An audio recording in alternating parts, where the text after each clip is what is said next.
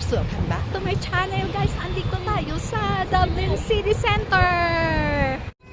Ay sus naman! Nari magkaluha. Ay sus. Okay. Dad. Isa sa importanteng landmark yan dito sa Dublin. Akalain mong barbecue stick.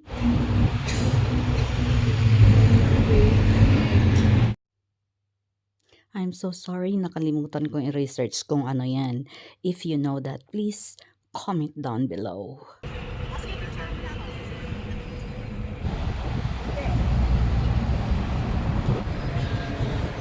Mayroong train sa gitna ng kalsada. Mahirap lang talagang mag-video kasi maraming tao eh. Tara guys, samahan niyo ako.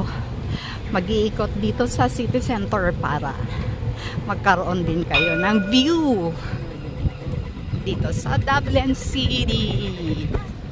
Malamig, medyo mahangin, pero may sunlight naman.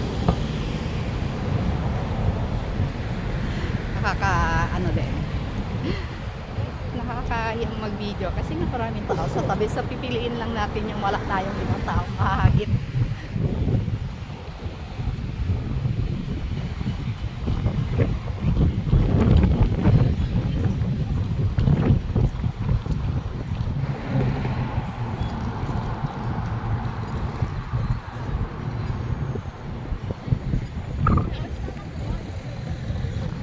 Cold? Are you cold now? It's windy, no? Yung tinatawag na O'Connell Bridge. Sa mismong tapat ng monument na to.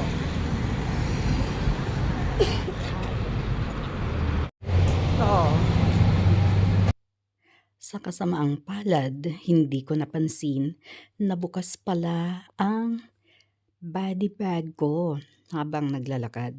Hindi ko napansin na laglag na pala ang passport, glasses, at saka yung cord. Pero alam nyo, naniniwala talaga ako na may miracle kasi nung napansin ko na wala pala ang passport ko, biglang may kumalabit sa akin at ibinalik ang passport ko. Ang glasses ko na lang ano. Na tayo doon kasi marami tao. Oh, may bus.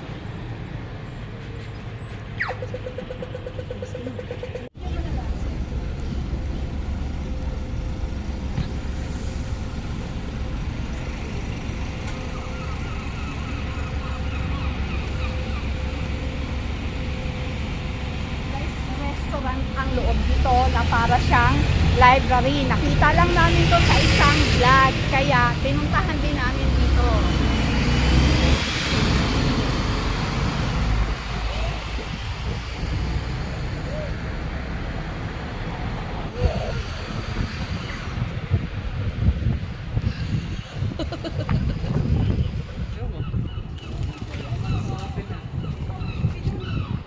Oo nga. Nandito tayo sa loob ng Filipino Bakery. Nakita natin dito. Ang dami nilang tinapay. Ano yan? Ube cheese. Okay. Sige. Buwan nga. Ha? May dinuguan nga. May dinuguan. Free taste yung longganisa nila. Oh, masarap? Masarap. Para siyang longganisang bukban. Salamat po. Sa Quezon po kayo, te?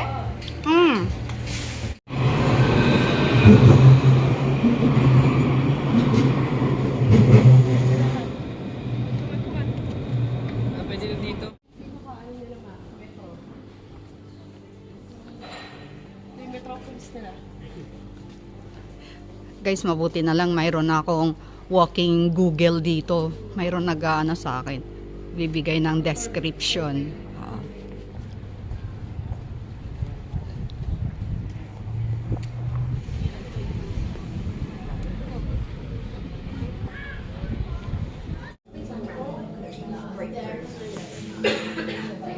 Itong 6.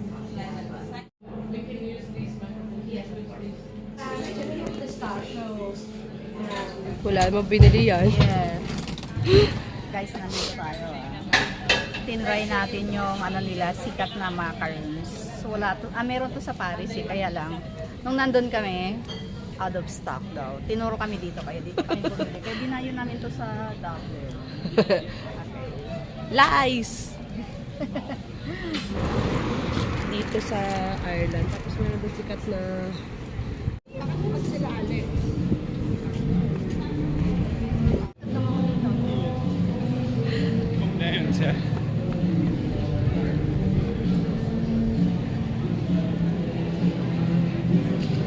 Nandito tayo guys sa street kung saan marami pala ditong kumakanta. Kasi maraming nadidiscover dito ng mga singer. Ayan, naririnig nyo siguro. Oh, yan yung mga kumakanta dito sa street na to. I don't own the music. Heard my artist doon sa opposite side. Nagpipaint.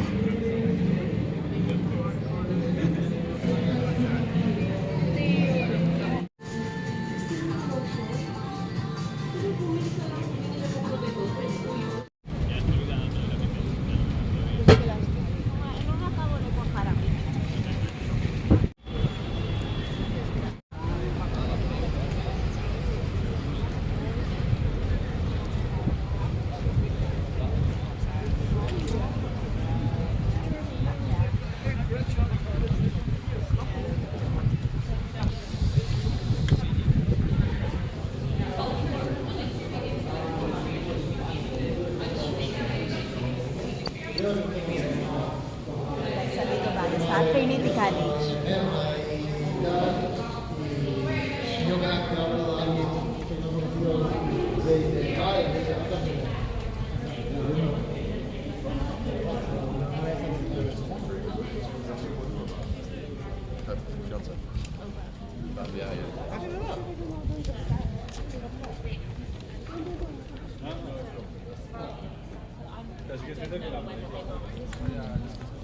But then again, it's like HR can't really care.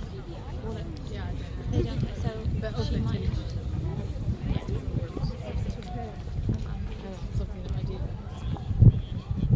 So yeah, so she's back in. Guys, ayan si Lecky. I-research natin kung sino siya. Tapos ako naman si Vicky.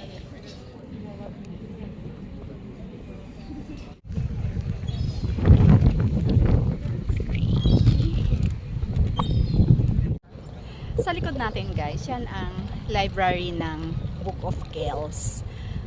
Diyan pala naka-house yung mga sikat na katulad nila Aristotle. Andyan pala, tignan nyo ang haba ng pila pero hindi na tayo papasok.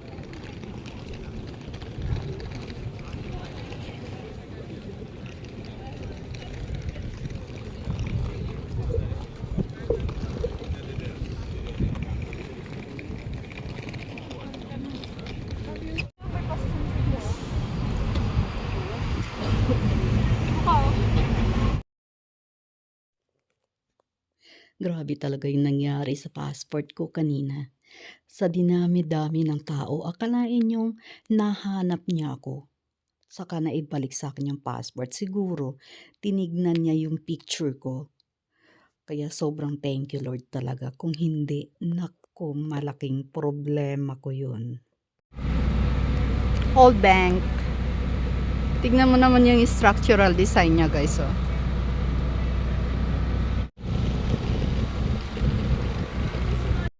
Lalapitan natin yung statue ni Molly Malone. Ano nga yung bakit nga sikat siya? Ano siya, good luck. Good luck. Hawakan mo yung tips niya.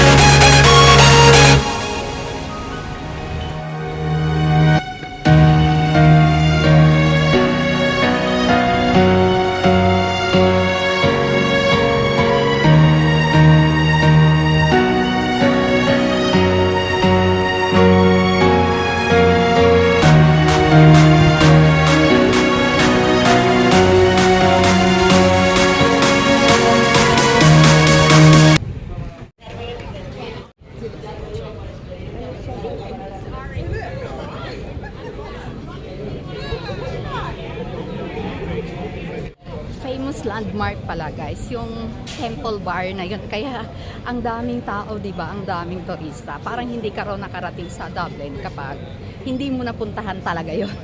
Kaya nag-picture-picture din tayo. Siyempre gumaya tayo sa kanila. Sobrang dami ng tourist. Ayan, meron silang mga guide. Kasi nga Sunday ngayon, so ang dami talagang tao dito. Ito yung nasa loob pa rin tayo ng Dublin City Center.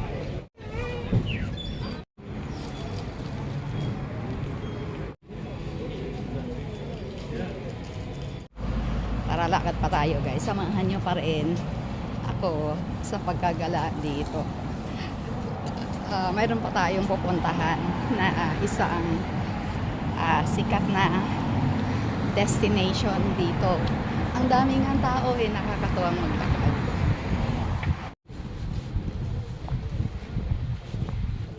Papunta tayo sa loob. Ay, pupunta tayo sa Dublin Castle nga pala.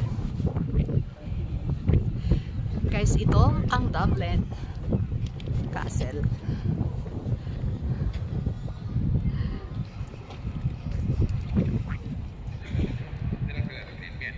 Kabilat kanan lang guys ang mga tourists dito. Guided tourists sila. Before I forget nga pala, ay ipa-plug ko na yung next na pupuntahan namin.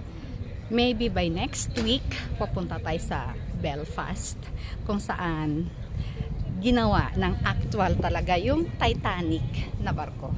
Pupuntahan natin yun, and yung mga rock formation.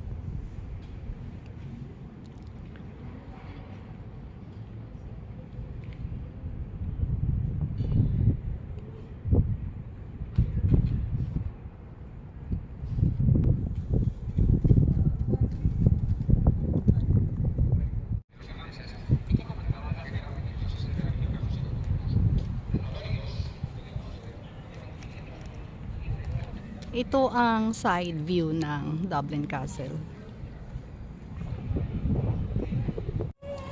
Pupunta naman tayo dito sa garden.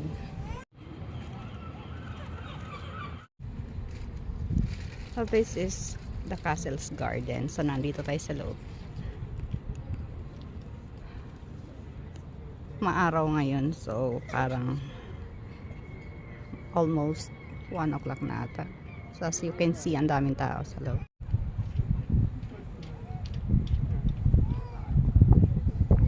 Kaya guys, para iwas inip, kahit anong mood pa yan, anong emotions pa yan, piliin nating gumala ng gumala dahil ang buhay ay gala-gala lang. Sabi nga nila, life is short. Kaya piliin natin maging masaya araw-araw.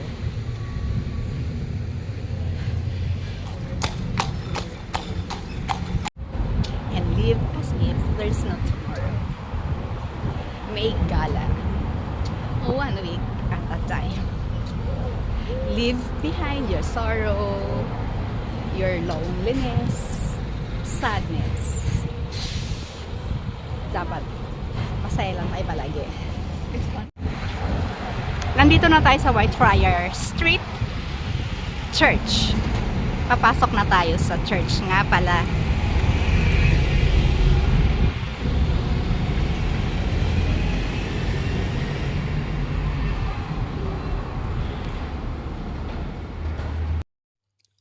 Dito sa loob ng church na to, makikita ang shrine ni Saint Valentine. Sino nga ba si Saint Valentine? Siya ang tinaguriang patron of love and happy couple and marriages. In addition, Saint Valentine is or was a martyr, priest, and physician who was born in Rome. May galing na ako dyan sa loob ng church na yan. Nakita ko na si Saint Valentine. Ipupunas ko sana tong bonnet, tapos papasalubong ko sa'yo, May, kasi di ba gusto mong makarating doon kay Saint Valentine. Eh, yun, ganun na lang sana ang gagawin ko. Kailangan daming tao. Hindi, joke lang yan. From Dublin, Ireland, ito po si Pastime Etc. Crossing the street. It's 1 o'clock na andito tayo sa kalsada.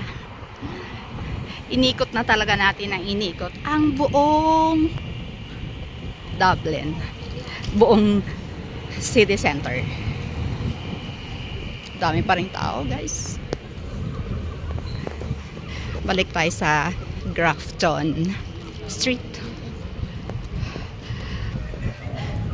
Ganito pala ang ginagawa ng mga Irish kapag Sunday. Parang holiday talaga sa kanila yon pag Sunday. Sa labas sila kumakain, nagha-happy-happy sila. Ito yung diversion nila. Kaya madaming tao sa labas. Kahit saan dito. Oh.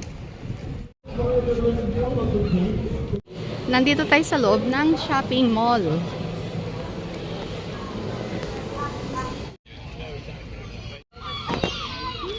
Nandito tayo guys sa loob ng St. Stephen Green Park.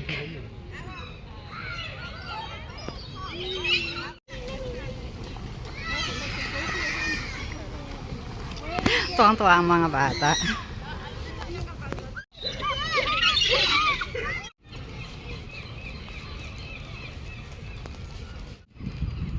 Ang lilim dito sa loob. Masarap mag-picnic kaya may dala tayong foods dito na tayo kakain. Alam nyo ba guys kung anong hinahanap natin dito? Nandito tayo sa Phoenix Park. Ayun, nakita ko na sa katas sa tawid ng kalsada, maraming tao. Ayun, oh, tinitignan nila yung mga deer o isang isang group. Ayun sa kabila. Ayun sa kabila ng kalsada. Nako. Yun lang talaga yung dinayo namin dito. Hindi na dito na tignan na lang natin muna tayong bumaba kasi malayo yun eh.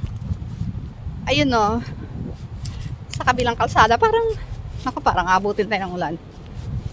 Parang uulan na siya. Andun, oh. Parang pupunta tayo doon sa baba. Mas maraming tao eh. Yun doon guys. So, ang dami, oh. Ang dami-dami mga deer. Baba tayo ng dahan-dahan. Ayun, kasi stiff. Papunta sa baba. Ayun. Nalapitan na natin sila. Nandito na tayo sa kalsada. Super dami, oh. Oh, ha? Ano sila ngayon? Nagpapahinga sila. Parang nila. Lunch break. Ang dami talaga, oh. Pag ako hinabol niyan, hindi ko alam kung paano tatakbo. Ay, ang cute. Oh, di ba? Ang dami nila, oh. Ayun, pa sa taas, madami. Ilang kaya yan? Yun daw kung ilang branch yung niya, yung horn, ay yun yung edad niya. Kaso mo, hindi ko mabilang kasi madaming branches na yung niya eh, yung horn. So guys, salamat sa pagsama sa akin. Salamat sa panonood sa vlog. Sana naman ay nag-enjoy kayo. Ang haba ng ginala natin ngayon eh. So, papayat na talaga tayo. Dami na ng calories na na-burn natin. Okay, so siguro that's it for today. I hope you enjoyed watching paulit-ulit. But please don't forget to subscribe my channel, Pastime Etc. and hit the bell for you to be notified with the next upload. Okay, buyers from Dublin.